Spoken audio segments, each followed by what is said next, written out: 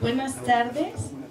Es un honor para mí contar con la presencia del doctor Pedraza y bueno, así también agradecemos la asistencia de todos los presentes a nombre del posgrado y de Bibliotecología y Estudios de la Información.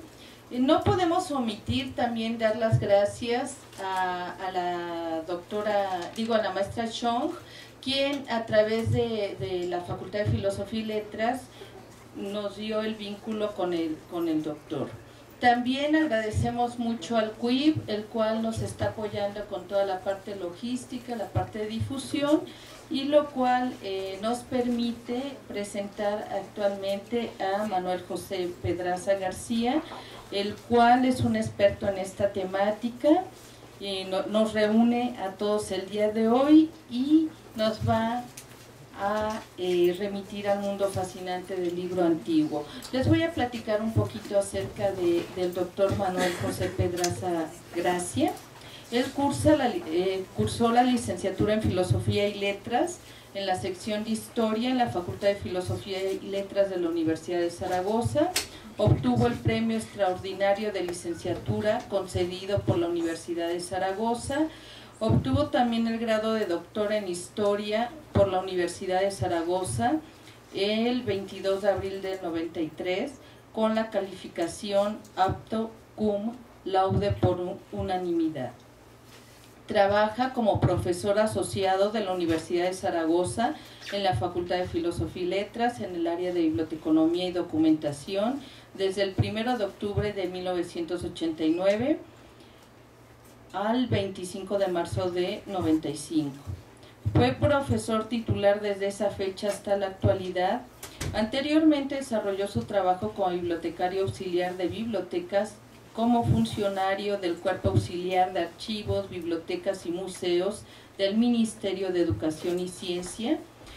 También fue funcionario de la Escala de Ayudantes de Archivos y Bibliotecas de la Universidad de Zaragoza y bueno, él ha publicado diversas monografías y artículos en revistas nacionales e internacionales en materias relacionadas con la historia del libro y de las instituciones documentales.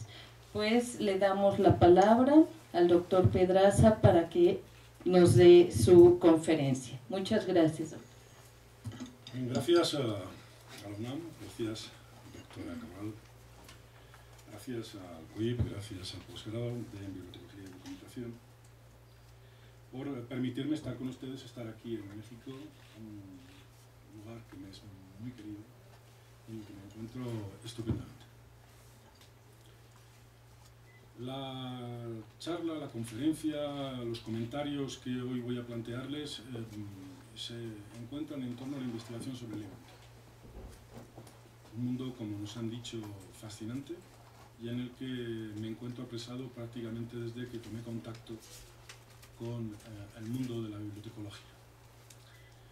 Por tanto, voy a intentarles transmitirle de la manera más esquemática posible qué posibilidades nos ofrece el libro antiguo de cara a entablar con él una relación que, si se inicia, es difícil cortar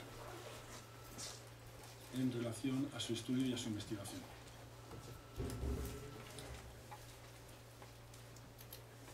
Lo primero que conviene tener presente es que los documentos son restos culturales de una época de los hombres que los crearon.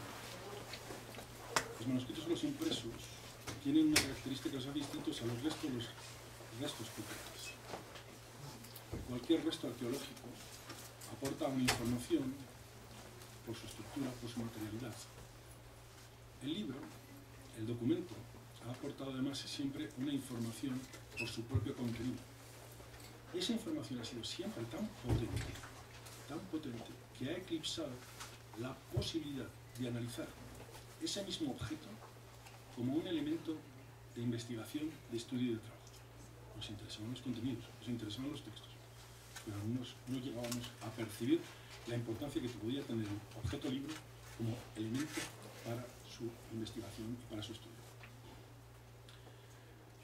Por tanto, ofrecen información material, además de dar su propia información, pero, como digo allí en esta transparencia, también son objetos vivos. Un libro antiguo es un objeto hermoso. Nos llama y nos atrae la atención, mucho más desde mi perspectiva pedagógica, aunque seguramente aquí podría haber otras perspectivas. ¿Qué vías de investigación podemos encontrar en torno al mundo del libro antiguo? Podemos hablar sobre el propio libro, sobre los depósitos documentales, sobre los soportes documentales, sobre la lectura, sobre el lector y otros que en menor medida pudieran interesarnos. Sobre el libro, ¿qué aspectos nos pueden llegar a interesar? La creación intelectual y material, la composición, su estructura formal y material, la producción, el número, las materias, etc. La distribución, cómo se comercia, cómo se transporta, cuáles son las vías que siguen, los espacios límites de esas vías, la legislación, etc. Sobre los depósitos documentales, la construcción de la colección y la colección específica, su evolución, cómo evoluciona, su composición, cuáles son los elementos que la constituyen, qué características posee esa determinada biblioteca o cómo ha sido transmitida. Sobre los soportes documentales, quiénes fabrican esos soportes, qué aspectos materiales podemos llegar a conocer sobre su elaboración, qué materias primas se utilizan, aspectos técnicos sobre su elaboración, qué instrumental técnico, herramientas, maquinaria se emplea para la confección de estos soportes. ¿Cómo se comercia con ellos? ¿Qué características tienen que tener estos soportes para ser objeto de comercio? Sobre la lectura, materias que se leen, procedencia de los libros que se leen, métodos de lectura, idiomas en los que se encuentran los libros que se leen, etc. Sobre el lector, estratificación social del lector, categorización profesional, sexo, edad, localización geográfica, etc. De esta breve listado de posibilidades que nos ofrece el libro antiguo de cara a su estudio, hemos podido ya, entiendo, interpretar que no es un objeto fácil. No es un objeto unidireccional, tenemos muchas varillas de abanico distintas en las que podemos mover. Podemos caminar por senderos muy diversos, siempre en torno a ese mismo objeto que es el libro. Y en cualquiera de los casos, metodológicamente, habrá que seguir 5 pasos. Seleccionar el objeto de trabajo, lo que llamaríamos el tema. Enmarcar ese objeto de trabajo en unas coordenadas espaciotemporales, lo que se llama validez. Seleccionar las fuentes que aporten información apropiada al interés de nuestro trabajo. Revisar y estudiar esas fuentes para obtener datos, organizarlos y clasificarlos, con lo que ya hemos obtenido un valor primario, hemos sacado las agujas de los pajares, ya tenemos elementos con los que no solo nosotros sino otros pueden empezar a trabajar, ahí hay un valor primario. Y analizar esos datos primarios, esos elementos de valor primario, utilizando el método apropiado del objeto de trabajo, con lo cual obtendríamos ya un valor secundario a la hora. Pero claro, la primera circunstancia que necesitamos comprender son las fuentes. Tenemos que tomar la decisión de la selección de fuentes como paso inevitable. Porque las fuentes nos van a dar y nos van a quitar. Las fuentes nos van a decir qué cosas no vamos a poder estudiar con ellas. A veces, ni siquiera qué cosas vamos a poder estudiar con ellas, pero lo que seguro nos van a decir es qué cosas no vamos a poder estudiar con ellas. Por tanto, la selección de fuentes es un elemento capital para enfrentarse a cualquier trabajo científico. Mucho más cuando nos estamos hablando de un trabajo sobre las propias fuentes. Pero también las fuentes determinan en buena medida la metodología utilizada. La elección de una determinada fuente nos llevará a una metodología más cuantitativa. La elección de otras fuentes nos llevará a una metodología más estadística o menos estadística y más cuantitativa. ¿Qué fuentes nos vienen al paso cuando de estudiar libros antiguos se trata? En primer lugar, la bibliografía retrospectiva clásica, las bibliografías de siempre, aquellas con las que hemos trabajado y que conocemos debido a nuestra formación bibliotecnológica. El propio objeto, el impreso o el manuscrito, otra fuente fundamental de estudio. Hay trabajos, tesis doctorales, cuya única fuente es un solo manuscrito. La documentación archivística, importantísima a la hora de trabajar, de analizar, de estudiar el libro antiguo. Los restos materiales, hablaríamos entonces de arqueología industrial en muchos de los casos. La legislación, elemento que regula la vida y regula cualquier acto o actuación del ser humano. Por tanto, también la circulación, fabricación, etc. Las fuentes bibliográficas contemporáneas no especializadas, es decir, cualquier otro tipo de fuente no referida específicamente al libro. Las fuentes bibliográficas contemporáneas especializadas, las fuentes de la misma época que estamos estudiando, pero referidas al estudio. Y por último, las fuentes bibliográficas especializadas actuales. Paso a paso. La bibliografía retrospectiva clásica es la que más información nos proporciona. Bastaría buscar un tipo de bibliografía, de las muchas que tenemos en la tipografía española, y encontraríamos algo como esto. Al fin, Senor, pido disculpas, en el año 90 y tantos, un grupo de investigadores de la Universidad de Zaragoza creamos un tipo para ordenador que permitía reproducir todos aquellos caracteres que no se podían reproducir con el ordenador fácilmente. Esto está hecho con ese tipo que obviamente no está en este ordenador y por eso ustedes ven el 5 cuando tenía que haber un calderón o ven una almohadilla cuando tenía que haber un macrón. Senor virtuoso, huyendo arriba cumplido con su merced en las cosas que dan algún cumplimiento a la obra presente, lo cual no solo era provechoso, más muy necesario, no era razón que en tan noble y esclarecida ciudad se imprimiese cosa que en otro lugar se le sediciosa. Por ende, por obra de estudio del honrado Paulo Urus alemán de Constancia, ha seguido otra vez ahora nuevamente con diligencia corregido este enmendado en lunario. Obviamente nos está diciendo el impresor, por tanto, no vamos a encontrar fuentes más fidedignas que las de los propios documentos. Por cuanto, también habrá que ponerlas en ocasiones en tela de juicio, si no, no había ediciones fantasmas y ediciones contrahechas. El propio objeto, obviamente, nos permite encontrar esa misma información directamente. Fue trasladado el presente libro por el excelente doctor Miguel Gonzalo García de Santa María, como está diciendo el traductor. Y además, mediante la marca tipográfica nos permite interpretar quién es el impresor. Los restos materiales. En este caso hay que decir que hay que tomarlos con mucho cuidado, son escasos, no nos llevan casi nunca a momentos muy pretéritos, a momentos más recientes, pero puede tener cierta importancia a la hora de los análisis. Es decir, encontrar los matrices o otro tipo de materiales como los que ustedes pueden ver. La legislación sobre el libro. Un estudio de hace unos años del doctor Fermín de los Reyes sobre la legislación y censura de España y Iberoamérica es un buen ejemplo de este tipo de trabajos y de la riqueza que aporta. Pero la legislación nos da siempre información. En el principio de cada libro que así se imprimiera o reimprimiere se ponga la licencia, la tasa y el privilegio, dice la ley. Por tanto, tenemos ahí una obligación legislativa, una obligación normativa, y el incumplimiento de esa obligación normativa también querrá decir algo y será algo que el historiador del libro o el estudioso del libro va a tener que analizar. Las fuentes bibliográficas contemporáneas no especializadas. Veamos esto. Es pues de saber que este sobredicho hidalgo, en los ratos que estaba ocioso, que eran los más del año, se daba a leer libros de caballerías, con tanta afición y gusto, que olvidó casi del todo punto el ejercicio de la caza y aún la administración de su finca. Y llegó a tanto su curiosidad y desatino en esto, que vendió muchas hanegas de tierra de sembradura para comprar libros de caballerías en Quevedo. No les tengo que decir de qué obra está tomado esto, una obra contemporánea, por supuesto no especializada.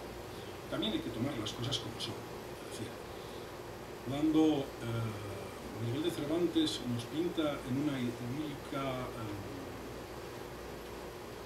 granja la gente que viene de la siega en la Castilla de la época después de estar todo el día segando y se pone a leer un libro de caballerías, obviamente es irónico. Alguien que se ha levantado a las 5 de la mañana, se ha pegado todo el día segando, tendría muy poquitas ganas a las 7 de la tarde de andar leyendo libros de caballerías. Por tanto, estas cosas también hay que ponerlas entre comillas.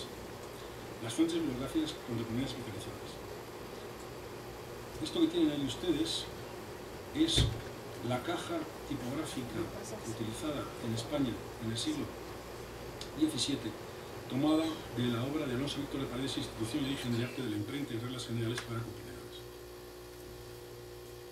Hace unos años, el desaparecido Jaime Moll, me da la impresión de que algunos de ustedes pueden tener la desagradable noticia, porque falleció hace escasamente 2 semanas, encontró un folleto, un librito que... gracias. Un librito que estaba realizado por Alonso Víctor de Paredes, en el que se había redactado un manual de componedores, un manual de cajistas de imprenta. Claro, Alonso Víctor de Paredes era una persona que escribía con muchísima más rapidez con tipos de imprenta que a mano. Entonces, él hizo sus originales con tipos de imprenta. Se conocen 2 ejemplares, el que encontró Jaime Moll y otro que posteriormente se encontró tirado.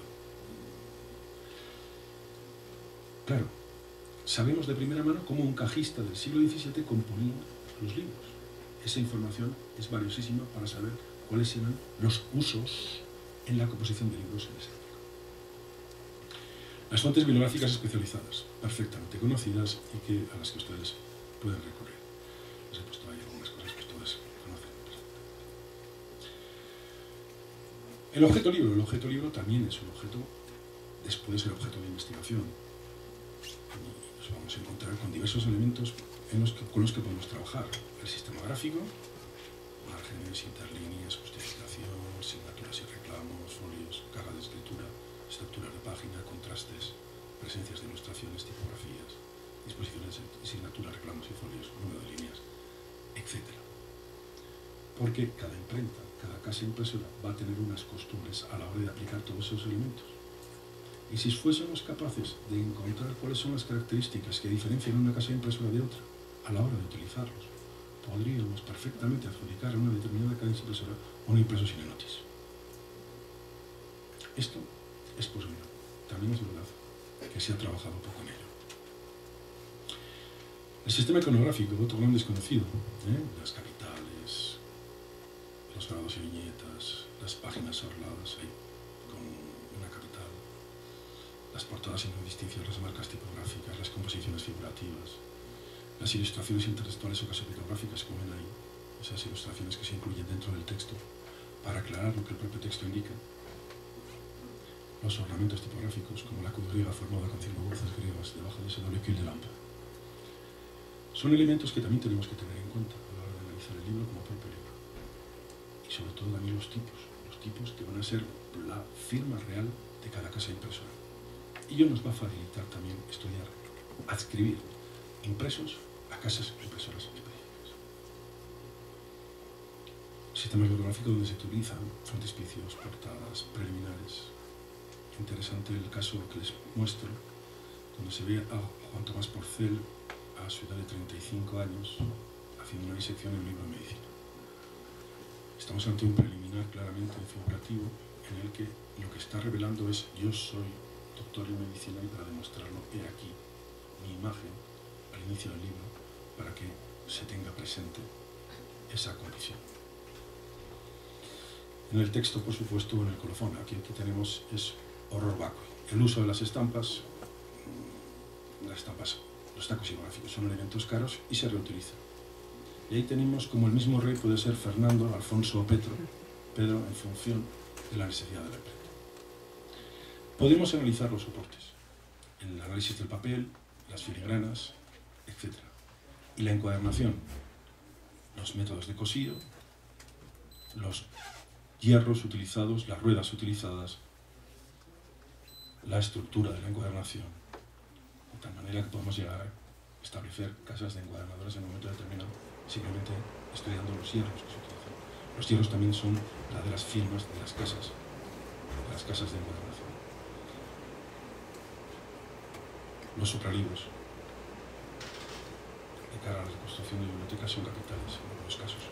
El Supralibros de Salva, por ejemplo, nos permite prácticamente la reconstrucción de la biblioteca de este gran bibliófilo del 18. Quiero decirles con esto que son tantos los elementos que componen el libro, tantos elementos que podemos estudiar, que combinados y conjuntamente nos pueden proporcionar una información tan rica sobre la estructura, la materialidad del libro, y a partir de ella llegar a la adscripción del libro a los talleres, a los lugares y a las fechas específicas en las que se crearon, sin necesidad de que en el propio libro nos indique todos estos datos. Los impresos in enotis son impresos in enotis, pero no son impresos huérfanos. Son impresos a los que podemos encontrarles los responsables, que les podemos dar padre a la hora de su concepción.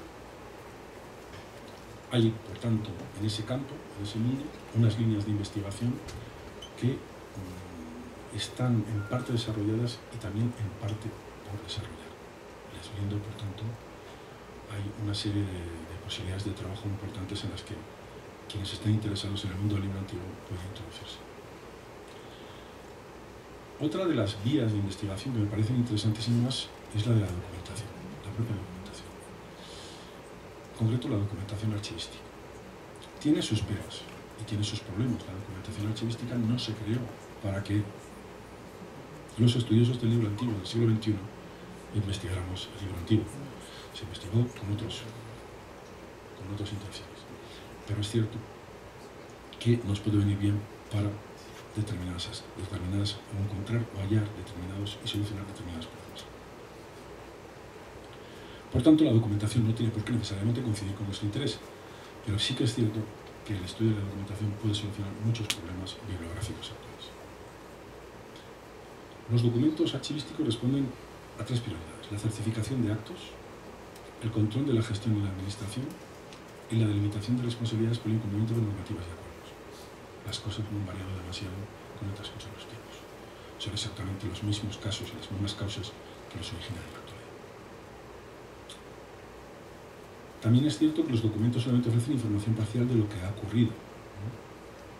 Y aunque normalmente nos vamos a encontrar en sucesiones cronológicas, no son un diario de lo que ocurre en un lugar o en un ámbito geográfico específico. También hay que tener en cuenta que no siempre se ha conservado toda la documentación de un ámbito geográfico y de un ámbito cronológico. Por tanto, ahí también vamos a tener lagunas o problemas que debemos suplir de alguna manera. En cuanto a los métodos de obtención de datos, la consulta de todos los documentos de un espacio geográfico o cronológico bajo. La mejor, sin duda, porque nos permite no dejar agujeros. Tenemos todo ese estudio, todo ese ámbito cronológico perfectamente estudiado. El sistema de Calas-Ocatas, que consiste en estudiar determinados ejes cronológicos o formales de documentación. Pero como ustedes ven ahí sí que nos quedan una serie de documentación sin analizar. Habrá que especificar qué elementos han sido estudiados y qué elementos no. Análisis de tipologías documentales concretas. En análisis de los inventarios post-mortem ha sido utilizado de forma sistemática para el análisis de la lectura en determinados momentos, sobre todo siguiendo las escuelas francesas. Hay muchísimos trabajos sobre historia de la lectura que tienen su origen en el análisis de inventarios. El sistema de consulta exclusiva de índices. Evidentemente, ahí se nos pueden escapar cosas. Durante el año 97 analicé los protocolos notariales de un notario que a su vez era impresor. Los índices no decían nada, pero en los testigos de los actos apareció toda la nómina de impresores que trabajaban con él en la imprenta. Porque cuando alguien iba a la imprenta para hacer un acto notarial que no había llevado testigos, el impresor cogía a los que trabajaban allí y le decían: testifican este acto. Y ellos firmaban o no firmaban porque no sabían escribir durante los actos. De esa manera encontramos durante 10 años la nómina de impresores que trabajaban en la imprenta. Y sistemas mixtos, podemos utilizarlos alternativamente.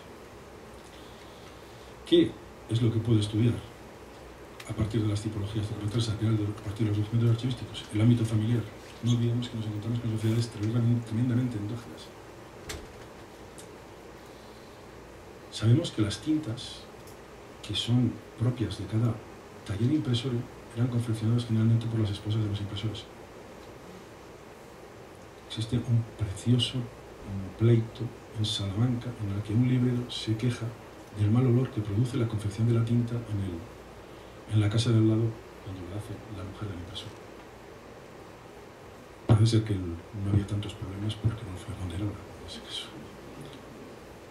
Claro, este ámbito familiar nos permite conocer otras cosas. Hace 2 años salió la publicación en análisis de imprenta de Juana Millán. Juana Millán es la primera mujer española que firma un libro con su nombre. Esta mujer, por contarles brevemente su vida, enviudó, casó con el librero Pedro Jardín. El librero Pedro Jardín se hizo impresor. Siendo impresor fue condenado a galeras. Ella, sin saber escribir y leer, se hizo cargo de la imprenta. Durante unos años, a la muerte de Pedro Jardín, casó con el oficial de su imprenta, Diego Hernández. Diego Hernández falleció.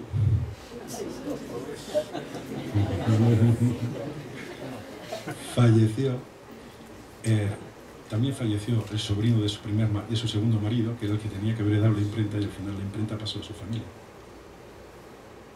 Claro, el análisis de la documentación nos da toda la línea sucesora de imprentas: Pedro Jardín, Juana Millán, viuda de Pedro Jardín, Diego Hernández, Juana Millán, viuda de Diego Hernández, Juan Millán, Agustín Millán. Y de esa manera tenemos localizada la imprenta desde 1528 hasta 1576. A base de impresores sucesivos. El ámbito profesional. Las relaciones profesionales son importantes. La propia Juana Millán tiene que mandar a un procurador para que persiga a uno de sus trabajadores porque se le ha llevado un juego de tipos. El ámbito institucional, cómo las instituciones utilizan la imprenta y la imprenta utiliza las instituciones, cómo el poder se sirve de la imprenta en un momento determinado y cómo esa imprenta le devuelve el favor al poder de alguna manera. ¿Qué obras son las que están creando las instituciones políticas? ¿Qué características tienen? El ámbito jurisdiccional también. ¿Qué productos informativos obtenemos? La identificación del individuo. La denominación del individuo es muy compleja en la época. Hay homónimos. Los nombres extranjeros no son fáciles de comprender. Así, uno de los personajes que más he estudiado, que es Jorge Coffey, en realidad se llama George Koch. Firma como Koch, como Quozi, como Cozi, como Lozi, etc. Multitud de variantes. Se le permite la identificación perfectamente. La vida familiar, ¿cómo es la vida familiar dentro de una imprenta, dentro de una fábrica de papel? La vida institucional, la vida profesional, cómo se trabaja, de qué hora a qué hora se trabaja. Los libreros entraban a trabajar a las 5 de la mañana, paraban a las 12 para comer una hora y acababan a las 7 de la tarde. Esa es la jornada laboral de un librero en el siglo XVI. Y es también la jornada laboral de un impresor en el siglo XVI. ¿Cómo se identifica el individuo? Con el nombre, la procedencia, la expresión de tratamiento, la profesión del individuo, la expresión del marido en el caso de las mujeres, lo siento mucho. Pero hasta Trento es que no tenían alma ustedes. Entonces se necesitaba una persona con alma que las identificase bien. También están los casos de moda. La vida familiar, familia como núcleo productivo, la transmisión de medios de producción, como hemos visto en el caso de Juana Millán, la sucesión de la actividad, tía, sobrino, hermano, las relaciones de amistad, como hay una serie de cuestiones que se realizan simplemente porque hay amistad entre dos personas. La vida institucional, pero como productora de libros, como consumidora de libros, las relaciones entre las personas de libros, la recaudación de impuestos, la elaboración de normas, los costes, la vida profesional, la identificación de los artesanos, aquellos impresores de segunda o tercera fila que son tan difíciles de encontrar en la documentación y de que nunca van a aparecer en pie de imprenta en el libro. El conocimiento del producto, el origen de las materias primas, de dónde se sacan las materias primas para confeccionar un determinado producto. Las características de fabricación y producción, cuánto es la edición media, la tirada media en un momento determinado, por ejemplo. El comercio y el transporte, etc. Les voy a pasar a plantear algunos problemas sobre libros manuscritos. Simplemente voy a entrar en 4 o 5 detalles. intentando traerles a ustedes la documentación y que sea la documentación la que hable en lugar de María. Con respecto a la confección del manuscrito, he aquí un contrato de 1553. Primeramente es pactado y concordado entre las dichas partes que el dicho domingo de la Cámara ha de hacer 2 libros para la dicha villa de Alagón, el uno dominical y el otro santoral, oficieros con quiries y glorias, sanctus y agnus, los cuales han de estar repartidos en 3 libros o tomos volvines, a saber, es el dominical en 2 y el santoral en 1, y han de estar escritos en pergamino, con todo cumplimiento como conviene, y ha de tener cada cuaderno 8 hojas de pergamino, y cada hoja ha de tener una piel entera, y ha de tener 12 pautas para el punto y otros 12 renglones para la letra, a saber, cada página 6 renglones. No era el escribano, no era el calígrafo el que decidía cuál era la estructura del libro. Eran los que encargaban el libro, los que habían decidido previamente cuál era la estructura. En 1510, a Juan Gasén se le dice: y tenes capital y condición que vos, dicho Juan Gasén, os daréis el libro acabado y capa letrado, capitales, y perfilado, y conviene capletrado en azul y vermijón, como pertenece al dicho libro. No era el escritor, no era el calígrafo el que decía el color de las capitales, era el encargante el que decidía que tenía que ser en azul y rojo. Y si nos vamos a la imprenta, podemos ver también algunos ejemplos. Inventario o memorial de lo que se le dio y entregó al señor Juan Soler, impresor de libros de la imprenta de Juana Millán, con sus aparejos y caxas y capasos. 2 prensas con sus tejas y otras cosas del oficio. 7 caxas con sus letras que pesaron 21 arroba. Digo 21 arroba. Y más se le dio sus pies sin pesar. Caxas con sus letras que pesaron todas 8,35 arrobas. Y más se les dieron sus 8 pies, estos no se pesaron. Capasos llenos de letra que pesaron todos 9,17 arrobas, 18 libras. Más de páginas compuestas que pesaron 2 arrobas, 2 libras. Más de ensanches que pesó 3 arrobas. Capasos llenos de todas las letras que pesaron 6 arrobas, que todas son 76 arrobas. Fíjense que en la imprenta ya había determinadas páginas que quedaban compuestas, seguramente de efímera, que se recurría, a los que se recurría cuando se tenía que parar la impresión de un determinado producto. Y de esa manera la prensa no quedaba parada. Es algo que podemos decir de este documento, por ejemplo. Y dice más. Mas se le han dado de los dichos aparejos de la imprenta todo lo aquí contenido. 3 ramas de imprenta, 3 galeras, 19 historias de la pasión. Una historia es un taco xilográfico en el que se habla, lógicamente en este caso, uno de los clavados de la pasión en este caso. 24 guarniciones de octavo, 20 pies y cabezas de imprenta, un caso de saco y el saco, el caso es de hierro, un componedor de imprenta, 55 historias del repertorio de los tiempos. Las ilustraciones, los tacos xilográficos estaban hechos ya para determinadas horas y recibían el nombre de la obra para la que estaban hechos. No eran tacos que se pudieran elegir así, al azar. Eran tacos que tenían un fin determinado y para ese fin se habían realizado.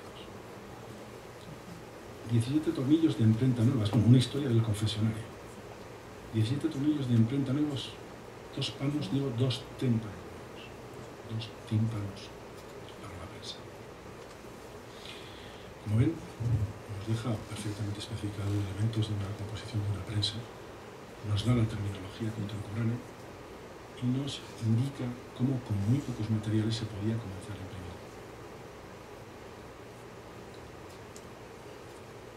En otro documento de 1582, más tardío, una fundición de letras que se llama Texto de París, con que se imprimieron las crónicas de Aragón, que están en 4 cajones, vino hecha y fundida en oro de Salamanca y costó 150 ducados. En un libro impreso nos va a decir cuánto pudieron costar las matrices con las que fueron elaboradas. Tenemos que recurrir a otro tipo de fuentes para llegar a tener informaciones al respecto de este tipo de cuestiones. Otra fundición de letra nueva que se llama Lectura, más pequeña, de la que se imprime las obras de Fray Luis de Granada, en que se imprimió el Cronicón Latino de Zurita. Está en 3 cajones. Vino también de Salamanca y costó 120 ducados. Otra fundición que vino de Salamanca fundida en nuevo en que ahora se hace la impresión de las obras de Covarrubias, que se llama Atanasia. Y está en 6 cajones y costó 125 ducados. Ítem, otros 2 caxones de letras Petit Canon de París para hacer los títulos grandes. Costaron venidas de Salamanca 150 ducados. Ítem, otro caxón de letras mayores que todas de que se hacen los principios de los libros, los primeros renglones. Costó venidas de Salamanca 50 escudos. Si además sabemos de qué imprenta se trata, podemos estar perfectamente identificando los tipos. Sabemos qué tipos son, de dónde proceden, de dónde fueron fundidos y qué precios costaron. Elementos que, desde alguna manera, no podemos encontrar nunca en un libro. Este documento del 93, un poco más tardío, es todavía más interesante porque, fíjense, lo que lleva Antonio de Robles a Lérida para poder imprenta es lo siguiente. Es decir, nos está diciendo qué es el elemento mínimo para tener una imprenta a finales del siglo XVI. Estamos hablando simplemente de 12 años antes de la impresión del Quijote.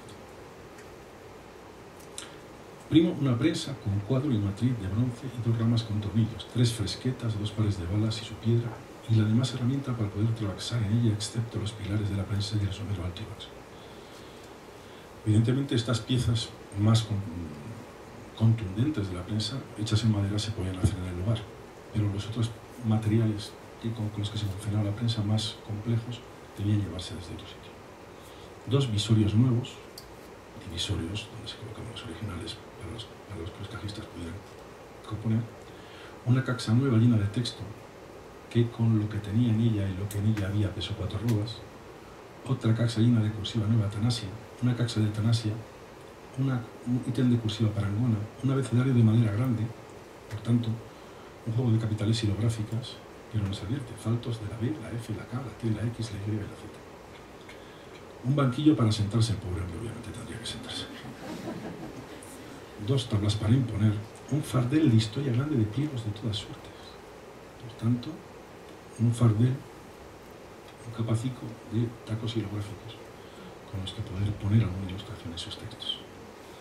Y 2 tablas de monumentos. Esto es, 2 frontispicios para poder componer portadas. A esas portadas que tienen forma de puerta. Y de ahí ha derivado el término que utilizamos, en la época se les llama monumentos. También se venden los recursos de imprenta. Miguel de Huesia y Hernando de París, libreros vecinos de la ciudad de Zaragoza, de grado, etc., certificado, vendemos a vos el magnífico Juan Pérez, impresor de libros. Vecino de la ciudad de Huesca, 2 suertes de matrices, una en Atanasia y otra Riviario, unos valdeses y tinta y otros adherentes a la impresión, con todos y cada uno de sus derechos, por precio de 640 soles marqueses, los cuales de vos, dicho comprador, otorgamos a recibir. Esto nos va a explicar por qué de repente en Huesca aparecen tipos que venían apareciendo en Zaragoza en un momento determinado, y justo el momento en el que sucede ese problema.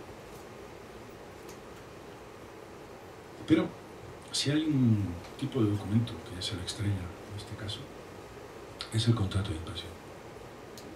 Eso que tienen ahí es la primera parte de un contrato que les voy a pasar completo, de impresión, de los posiblemente más estudiados, pero también de los más completos, de los anales de la Corona de Aragón de Jerónimo Zurita. ¿Qué es lo que nos ofrece estos contratos de impresión? Por cierto, comentarles que en estos momentos estamos planteando un proyecto de investigación en Zaragoza en el que pretendemos recoger todos los contratos de impresión que podamos encontrar de España, y si alguien quisiera sumarse desde México para aportar contratos de impresión en México, pues también serían incluidos. Aspectos económicos como el número de ejemplares, el precio por ejemplar, la existencia de ejemplares de cortesía, el tiempo en el que debían estar hechos, el lugar en el que debían ser entregados.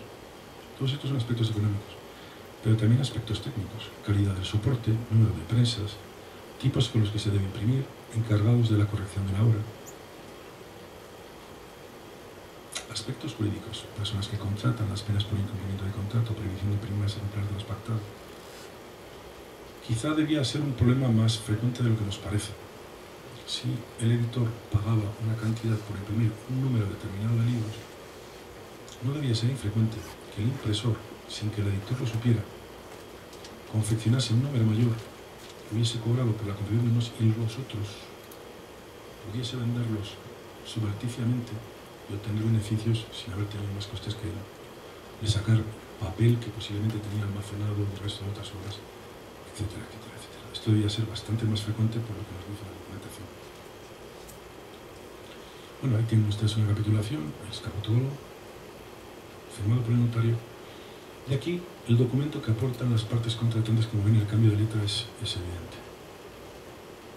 Con 22 capítulos, y de nuevo el protocolo, que es la parte final en la que el notario vuelve a escribir.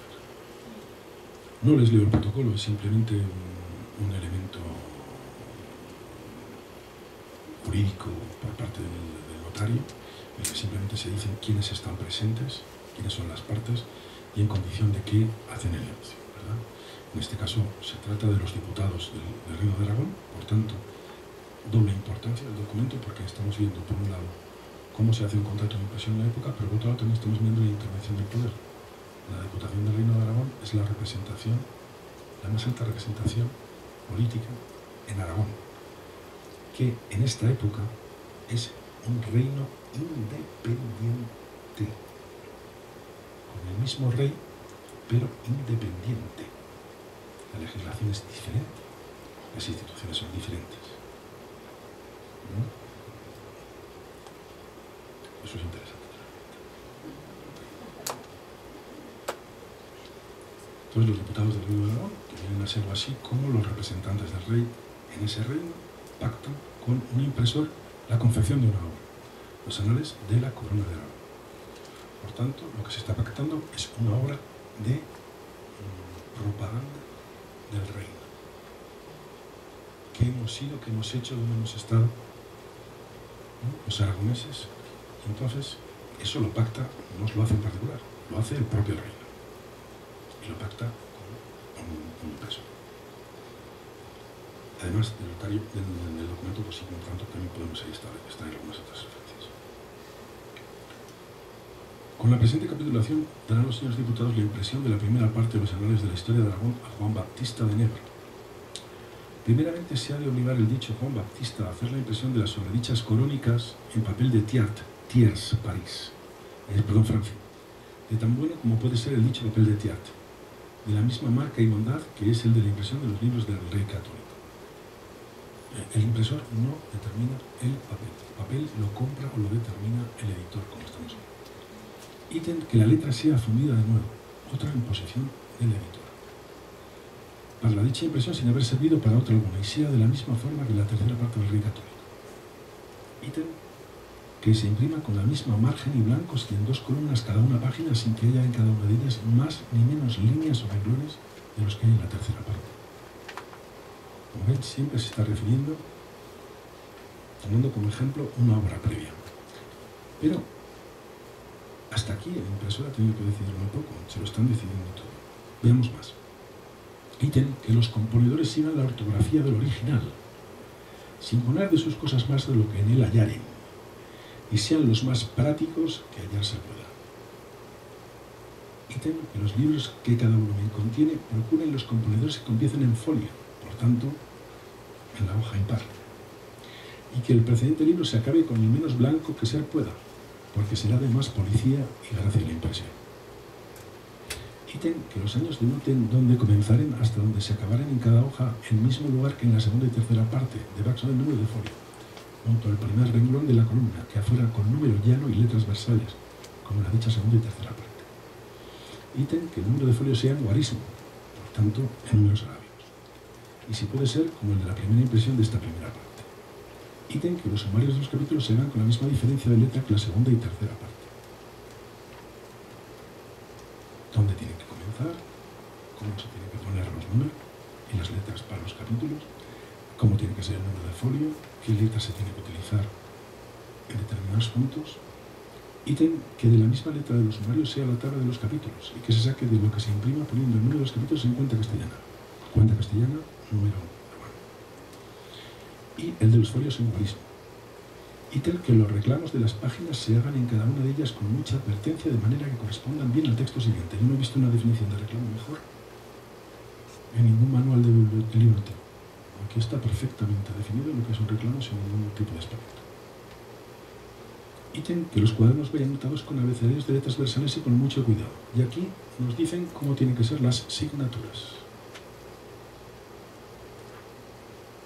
Ítem que la impresión de dicha primera parte se debe hacer en 2 volúmenes o cuerpos conforme a la división que vendrá del original, de manera que 2 cuerpos o volúmenes hagan un juego.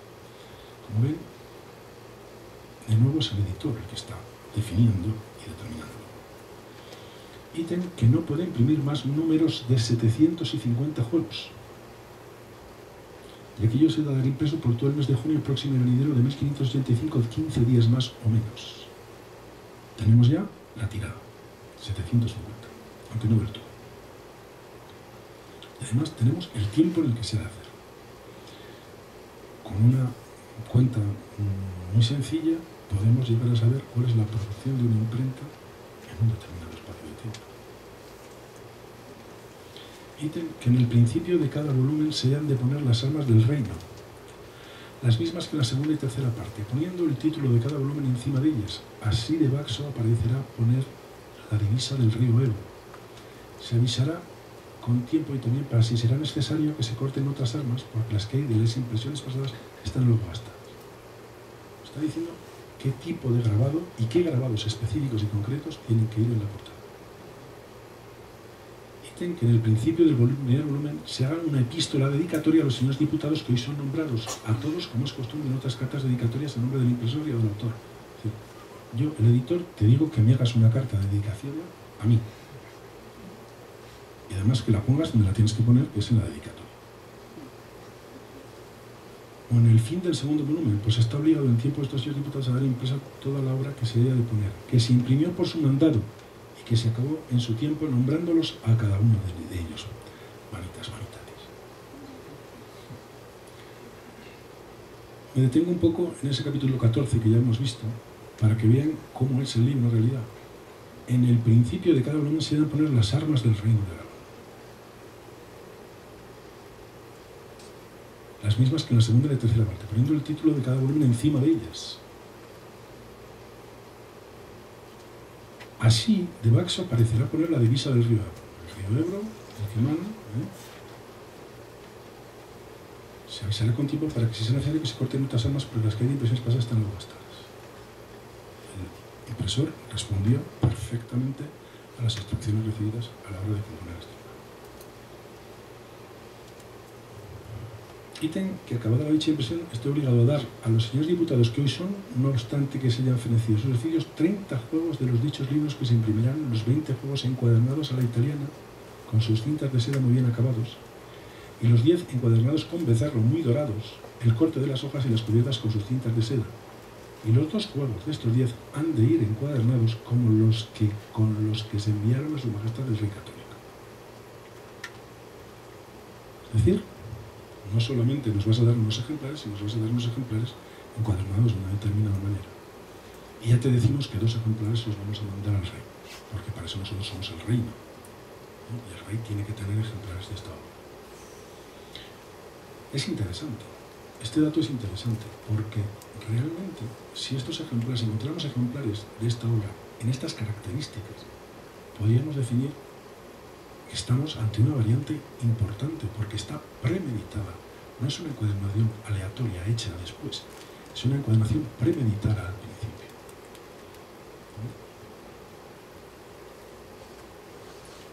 Ítem que el corrector de dicha impresión haya de poner los señores diputados con el salario que les parecerá, pues no exceda.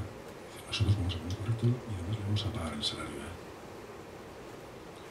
él. Ítem para en caso de que el dicho Juan Bautista no diera impresa las crónicas para el tiempo que arriba se le pide con las condiciones en este grabación contenidas y entregarle los 30 juegos de libros de la manera que en el 16º capítulo se contiene, tenga de pena 2.000 libras francesas. Es una pena importantísima. Aplicaderas al reino, las cuales puedan ejecutar cualquiera de los diputados que hoy son, y para cumplir con Bautista todos los dichos obliga a los señores diputados a lo siguiente. Viene, en este caso ya no me voy a detener tanto porque son condiciones económicas en las que se establece cómo se han de establecer los pagos y son digamos, recursos jurídicos a base de préstamos, etc. En todo caso, me interesa el 19. Que se abra privilegio para que ninguno pueda imprimir la dicha parte durante el tiempo de los 10 años.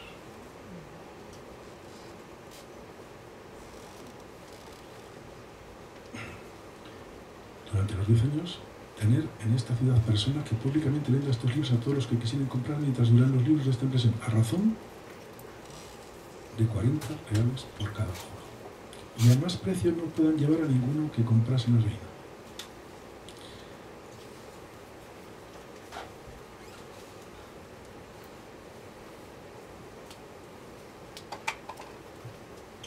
Se habla de entregar también los manuscritos centrales como el hijo del autor, etc. Y el protocolo. De todo esto que deduce. Estamos durante años trabajando la figura del impresor, que ha sido importante, establecer la línea del impresor. Pero quizá hemos estado engañados ligeramente durante mucho tiempo. Quizá la figura del impresor sea mucho más relevante de lo que nos hayamos planteado hasta ahora. Y eso que el propio libro no nos ha permitido ver, nos lo están permitiendo ver los documentos, porque hemos visto que el margen de maniobra que tiene el impresor a la hora de confeccionar esta obra es escasísimo. Es realmente escaso, son muy pocas cosas sobre las que está decidiendo. Son muchas más las que ha decidido ya el editor previamente. Por tanto, la figura del editor en el siglo XVI, más que ser una figura de carácter retórico o simbólico, es una figura efectiva. Con mucha importancia y con mucha trascendencia. Nos podemos encontrar trabajos realizados sobre impresores, pero me parece que muy poquitos, por no decir ninguno, sobre editores.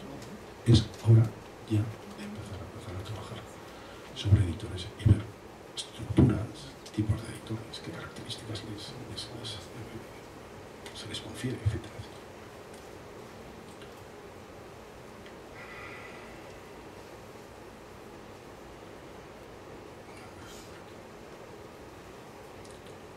Y las bibliotecas. También podemos estudiar las bibliotecas. Bueno, voy a trabajar un poco primero sobre la librería, al menos este aspecto que me parece interesante marcarse aquí. Un documento de 1522. Juan de la Bassuy, natural de la villa de Graus, habitante en la ciudad de Zaragoza, se firma con maestre Luis Trinchar, librero, vecino de Zaragoza, al dicho su oficio con condición que el dicho maestro le ha de mostrar de leer y escribir. El dicho su oficio y darle todos los capatos que hubiera menester y comer y beber, tenerlo sano y enfermo. Y el dicho Juan de la Bassuy se ha de vestir y calzar salvo zapatos. Esta es condición que el dicho Juan de la Bassuy ha de dar al dicho maestro 4 cacices de trigo, el uno por cada día de Navidad primer oriente y el otro por carnestolendas, y los otros 2 luego pasadas las 2 años de los dichos 3. El dicho Juan de la Bassuy promete y se viva y jura que por Dios sobre la cruz, etc., de servir bien y lealmente al dicho maestro y procurarle todo provecho y quitarle todo daño, y quiere, si se irá, que pueda ser preso y tornado a servicio suyo y pagarle y satisfacerle todos los días, tiempos y gastos que le habrá fecho. Y con esto da por fianza y principal pagador y tenedor y cumplidor con él y sin él al reverendo Fray Gaspar la Bassuy, monje del abadado de la O, que presente es el cual tal fianza se constituyó. El contrato de aprendizaje, como ven, era lo más parecido a la esclavitud que existía. Porque si el aprendiz quería dejar de aprender y se marchaba, podía ser perseguido, apresado y llevado ante su maestro. Y tenía que acabar de cumplir su compromiso, y además tenía fianzas y tenía que pagar todo aquello. Así se aprendía en aquella época, un oficio. Me da lo mismo. El esquema, las penas, el periodo, etc., es idéntico para un librero que para un impresor. Variará el hecho de enseñarle a leer o escribir, pero el resto de las condiciones son prácticamente idénticas. Sobre la lectura, no puedo hablar de la lectura sin hablar de esta preciosísima carta que me encontré en un protocolo notarial. La carta es de la hermana del notario y dice así: Señor, después de besar la mano de vuesa merced y encomendarlo a nuestro Dios, es la presente súplica a vuesa merced, aunque yo no lo tengo servido sino en pobres oraciones, y de esas esté vuesa merced bien servido. Que como a Señor y hermano lo tengo, así en lo dicho como en lo demás. Señor, la merced que yo pido a vuesa merced es que tengo mucha necesidad de un libro para rezar y cuesta un ducado. Ya conozco ese atrevimiento, pero la necesidad me hace ser mala criada. Y vuesa merced participará en lo que rezaré del oficio divino, no digo más fiando en su mucha misericordia. A la señora mujer de vuesa merced beso la mano, y a la señora mi hermana me encomiendo mucho. Acabas besando 1000 veces las manos de vuesa merced, y altabás día de San Vicente, Señor, servidora de vuesa merced. La hermana monjita le pide al notario, que tiene dinero, que le compre un libro. Pero yo no he visto una carta, un documento, en el que se vea tal amor, tal necesidad de libro, tal aspiración a tener un libro, como en este documento. El notario directamente guardó la carta dentro de un protocolo, y allí vino un pobre hombre del siglo XXI a encontrarlo. Pero reconózcanme que es una preciosidad de documento. Claro, cuando hablamos de las bibliotecas tenemos varios problemas. Tenemos el problema de la lectura, el problema de la cita. Podemos leer o podemos no leer el texto. La cita puede estar bien hecha o mal hecha. Tenemos el problema de la identificación. Podemos identificar lo que nos han dicho. Y tenemos que hacer desde el principio una renuncia a la perfección. Desde el principio. No podemos reconstruir una biblioteca del 16 y 17 siglos. Por mucho que nos empeñemos, a partir de un punto. Hay bibliotecas históricas, que son bibliotecas patrimoniales, que están casi perfectamente conservadas, pero seguro que les falta libros. Recientemente José Luis, el director de la Biblioteca del Escorial, decía que había salido un libro de la Biblioteca del Escorial a subasta en Sotheby's. Pero claro, es que pedían tanto que no podían comprar. La Biblioteca del Escorial es una biblioteca patrimonial, es una biblioteca que prácticamente no se ha movido, pero parece que de la guerra desaparecieron 10 libros, algunos de los cuales han podido recuperar. Pero este, que ahora está en Israel, lo tiene perfectamente localizado, pues no lo he podido recuperar, obviamente, porque había mucha guerra. Por tanto, incluso las bibliotecas físicas son difíciles de construir. ¿Cuándo más, por tanto, cuando intentamos reconstruir una biblioteca a partir de documentos? A veces las citas son como esta. En el estudio se fallaron de derecho 100 libros, poco más o menos. Por la prolixidad de ellos y estar llenos de polvo, no se tomaron así titulaciones de ellos. Sabemos que al menos había un jurista con 100 libros. Pero no sabemos qué libros eran. Pero bueno, al menos una información a nivel cuantitativo ya tenemos. Esta información a nivel cuantitativo podríamos empezar a trabajar para realizar posesión de libros, lecturas en función de la profesión nuestra. Estamos hablando de un documento de 1501. En 1501 había un jurista en Zaragoza que tenía 100 libros. La reina católica no tenía tantos.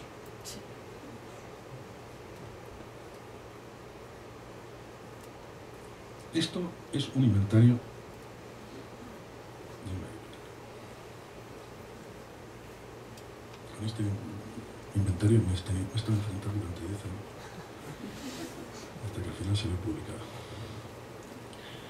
Y claro, ahí se lee recopilación de las ordenanzas de Navarra, y efectivamente hay unas ordenanzas, leyes de visita y aranceles, pragmáticas, repars, etc., impresos en Estella por Adrián de Amberes en 1557, y que recoge Pérez Bollena en su número 57. Deberemos deducir que se trata de esa obra. Y ahí tenemos un número 2 piezas. Podría ser la de Basilea de 1580 y 300 volúmenes, pero es la mera conjetura. Pondremos la edición más cercana a la fecha del documento, pero no podemos ir más allá. O este Manuel de Leida Sero y Juanes. Si alguien lo encuentra, por favor, lo diga. Celi Rodigini Lectionum Antiquarum Tomos Tertius a 3 libros.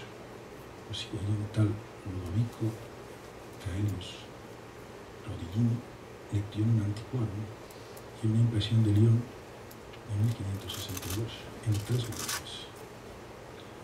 Porque tenía la obra incompleta, tenía solo el tomo tercero de la obra, pero al menos sabemos que existía una edición previa a 3 volúmenes. Además está perfectamente localizada en el catálogo antiguo bibliográfico. O Melchor Cano Locorum Theologicarum Libre 12, una pieza, que efectivamente Locorum Theologicarum Libre 12, Venecia en 1564, intercontada en el edit 16. Y por si acaso, por una duda, tenemos una reproducción. Como ven, y para resumir y acabar, y no agobiarles más, las posibilidades que tenemos para enfrentarnos al estudio del libro antiguo son amplísimas. Tenemos muy poco estudiado. Sabemos un poco de las figuras de los editores, como acabamos de mencionar. Están apareciendo inventarios de bibliotecas continuamente que no hemos trabajado, que no hemos identificado. Conocemos muy poco de las relaciones del poder con la imprenta, solamente a partir de la legislación, que es solamente una fuente. Habría que investigar más fuentes. Prácticamente desconocemos quiénes eran los oficiales, los aprendices, las personas que trabajaban en las imprentas y que no firmaban los libros. Prácticamente los desconocemos a todos. Desconocemos cuáles fueron los orígenes de las bibliotecas en las que a veces trabajamos. Históricamente, bibliotecas que a veces tienen un origen muy lejano, tremendamente lejano. Y a lo mejor tenemos un catálogo del 17 o del 18, incluido entre los manuscritos de nuestra biblioteca, con el día de trabajar, con el día de identificar qué libros, de aquellos que van en el catálogo, continúan estando en la biblioteca, qué libros de aquellos han desaparecido y están en otros sitios. Tenemos muchísimo catálogo. Y yo espero haberles animado con esta charla para que ustedes trabajen en ello. Muchas gracias.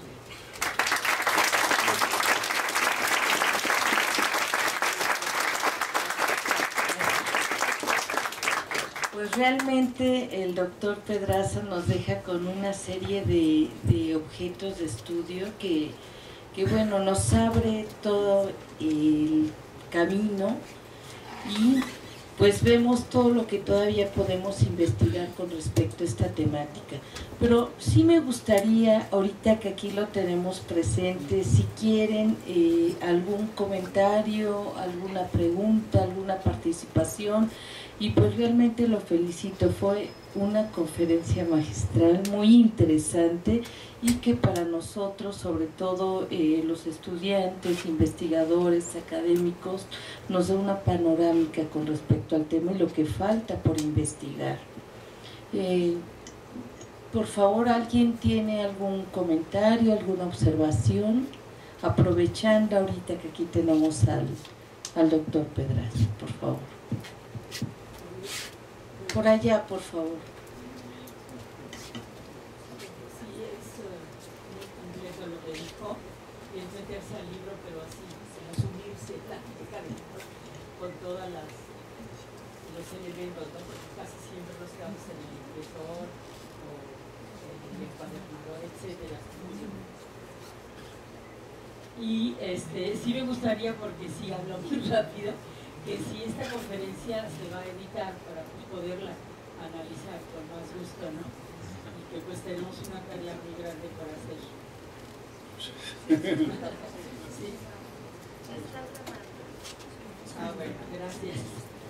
Pues felicidades, ¿no? Porque sí nos dio mucha apertura para cómo abordar una investigación sobre el libro antiguo y no quedarnos nomás Muchas gracias. La catalogación y... Es que nos queda muchísimo, es que en realidad nos queda muchísimo. Se ha hecho un estudio de la filigrana del impreso del 16 mexicano. Y estudiar la filigrana es verdad. Porque los impresos in enotis se hacen con los mismos papeles y en los mismos periodos. Como elemento identificativo, establecer un análisis de las filigranas del impreso mexicano ayudaría a establecer la datación de los impresos investigados in enotis, por ejemplo. Le pongo un caso claro referido a la materialidad, en concreto a los soportes. ¿Se han estudiado los encuadernadores?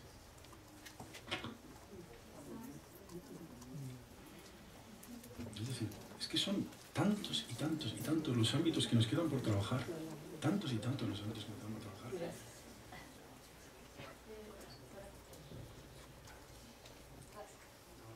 Doctor, ¿se ha estudiado en algún momento la llegada de los molinos de papel que enviaban el papel a México para crear los libros aquí en México? Es decir, a mí me interesa mucho el soporte del papel, primero como obra, los procesos del papel, evidentemente. Yo he hecho papel muchos años, pero lo he hecho plantas nada más, y también como soporte de obra plástica, pero me interesa mucho el papel que venía de España, y si hay algún estudio de los molinos de papel que traían el papel a México, y por qué estaba prohibido. Bueno, vamos a empezar por la primera parte y ya le adelanto que el por qué está prohibido yo creo que esos son los caprichos del poder. El papel sufre una serie de prohibiciones de exportación e importación muy notables solo por una razón, por la falta de materia prima. Hay un problema de falta de materia prima notable. De tal manera que en un momento determinado se tiene que prohibir la exportación de trapos para confeccionar, que pusimos que si los elementos de materia prima que siempre confeccionan el papel fuera del reino. Supongo que algo de eso tiene que ver. Con respecto a la primera pregunta, que me parece mucho más interesante, ya la anuncio. María Dolores Macías Miranda está haciendo, bajo mi dirección, lleva su tesis que se llama Corpus de filigranas hispánicas. Y además, para realizar el corpus realmente vamos a contar con el IPH, el Instituto Patrimonio Histórico Español. Lo que se trata es de investigar y de ver todas las filigranas de los papeles producidos en la península a partir de los documentos en los que se han observado. En el momento que tengamos este corpus, que va a ser es un producto realizado en una base de datos que será accesible desde Internet, será muy fácil saber qué filigranas se utilizan en México, establecer las comparaciones correspondientes y establecer las procedencias. Pero yo no he venido aquí a enseñarles nada. Cuando les he dicho si se había hecho un estudio sobre filigranas en México, no quiero decirles que lo hayamos hecho en España, no, en España también falta. Yo he venido aquí con la máxima humildad, realmente. No, por eso quiero decirle que son trabajos que están en curso, y puesto que veo que en España es un trabajo que puede tomar una línea interesante, es un trabajo que les propongo a ustedes aquí, simplemente para que en un momento determinado podamos unir los esfuerzos y podamos entender que los papeles de aquí tienen origen allí, etcétera, y lo puedo establecer. Sí que me consta que a través del IPH sí que ya se han puesto en contacto con Argentina para trabajar los temas de filigranas. No sé si le he contestado.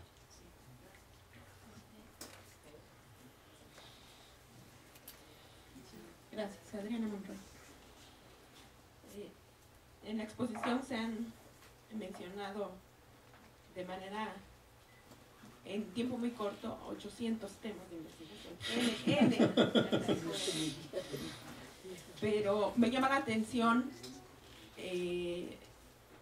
la indicación que hace usted sobre el inventario de biblioteca, que en particular siento que en el posgrado hace falta aprovechar el estudio de la palografía con la que cuentan los archivistas, la heráldica, para leer esos documentos y cómo esos materiales manuscritos fueron traslapadas en la tipografía, esas cursivas o el uso de esas tipografías, que creo que también nos hace falta ver la parte manuscrita, cómo fue transferida la tipografía. Y otra parte que me llamó la atención es la temática sobre los significados en capitulares y grabados de las cruces romanas, latinas, etcétera, que está relacionada con la historia del arte, ¿no? Sobre las representaciones de santos y que estaban algo, y esa parte creo que también haría falta hacer el estudio sobre los grabados. Bien, gracias. Son dos temas muy interesantes.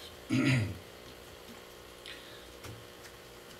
primer lugar, partamos de que a principios del siglo pasado cualquier bibliotecario tenía unos conocimientos de palografía y de otros aspectos enormes.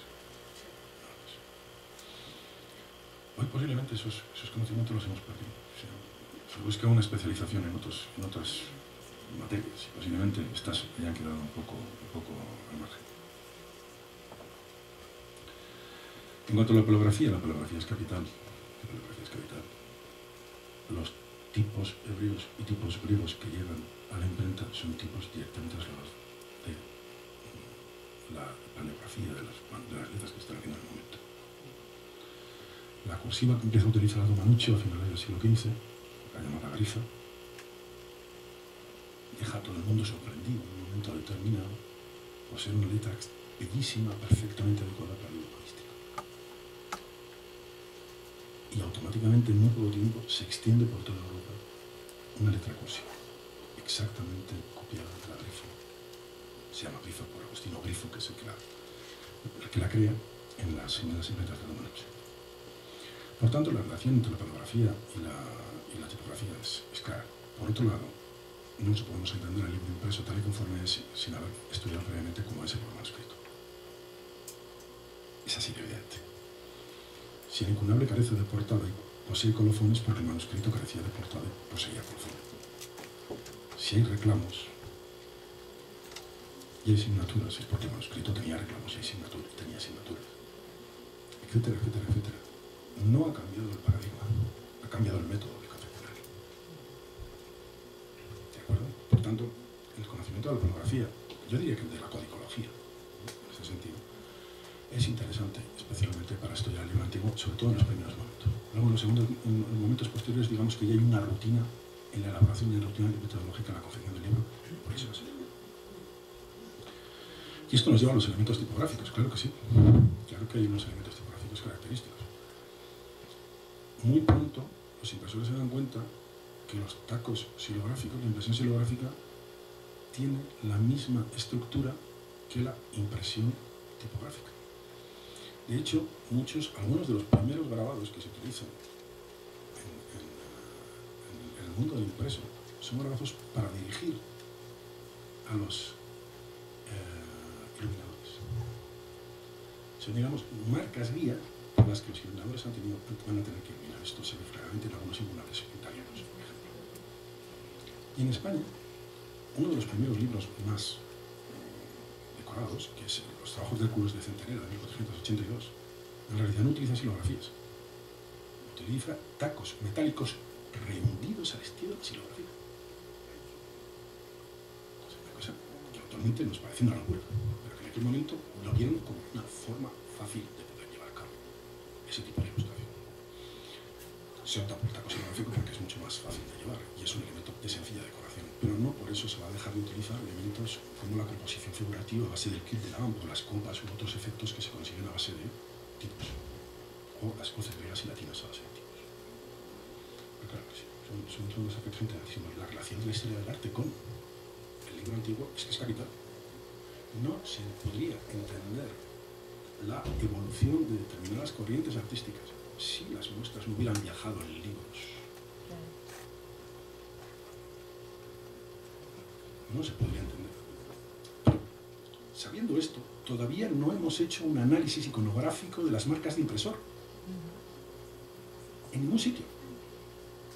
En ningún sitio. Todavía nadie nos ha dicho qué narices significa iconográficamente la marca del impresor fulano, o la marca del impresor mengano, o la marca del impresor zutano. Ese trabajo falta por hacer. Así, de los 800 vamos a añadir otro más y vamos a hacer 801, si a usted le parece.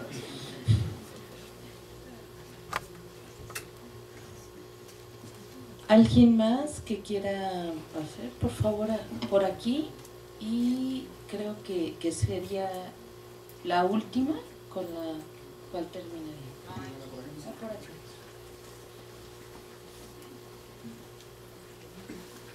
Dice usted que se ha estudiado más sobre el libro antiguo, al impresor que al editor, pero ¿a qué se atribuye? ¿Será más a falta de interés o a falta de material? Y si es así, ¿se ha perdido o está en colecciones privadas o acaso olvidado y polvoso al fondo de los archivos? La pregunta es interesante, pero tiene una explicación clara. Durante muchos años, cuando se hablaba de la historia del libro, del trabajo sobre el libro antiguo, en realidad había una especie de prurito nacionalista. Curioso, es decir, lo que se estaba investigando era dónde narices se había impreso el primer libro antiguo. Claro, ahí lo que había que estudiar era el impresor, que era el que realmente y materialmente hacía el trabajo. Claro, todo esto ya a estas alturas está superado. No crean. Todavía durante este siglo, y estoy hablando del XXI, ha habido algún pequeño enfrentamiento dialéctico entre los que piensan que el primer libro en la península se hace en Valencia y los que estamos absolutamente seguros de que se hizo en Segovia, ¿verdad? Ha habido alguna pequeña problema dialéctica entre los sobres y trobes en Laos de la Virgen María y los que somos partidarios de Juan Parix y el Sino de la Glafonte. Claro, y luego era el elemento que permitía seguir en la vista a la imprenta. Es decir, estos tipos aparecen aquí, aparecen aquí. Esos eran propios del impresor, no eran propios del editor. De hecho, Proctor, cuando intenta estudiar los incumnables, encuentra un método que le permite, a través de los tipos, llegar al nombre del editor. Es el conocido sistema de Proctor. Al impresor, perdón. Discúlpeme, al impresor. Pues claro, el editor ahí no pintaba nada. Pero luego lo que nos hemos ido dando cuenta es que con el transcurso del tiempo, cuando el impresor deja de ser también editor, es el editor el que va a tomar mucha fuerza. De hecho, claro, los primeros impresores cuando llegan a la península no son impresores. No son impresores.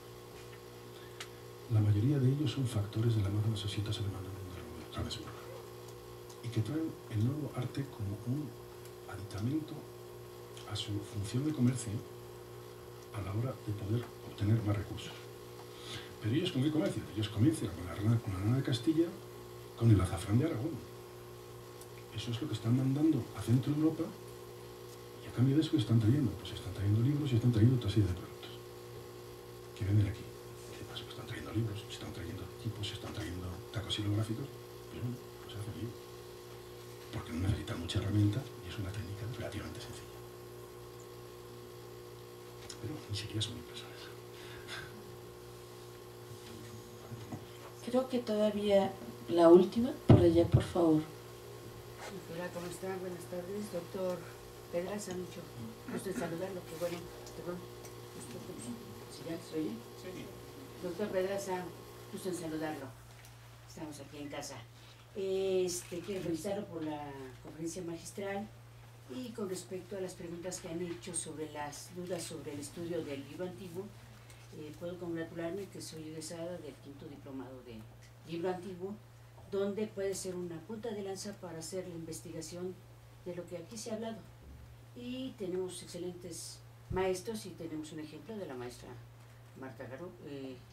Marta, Silvia Salgado, la coordinadora, la doctora Carolina, la coordinadora Chong.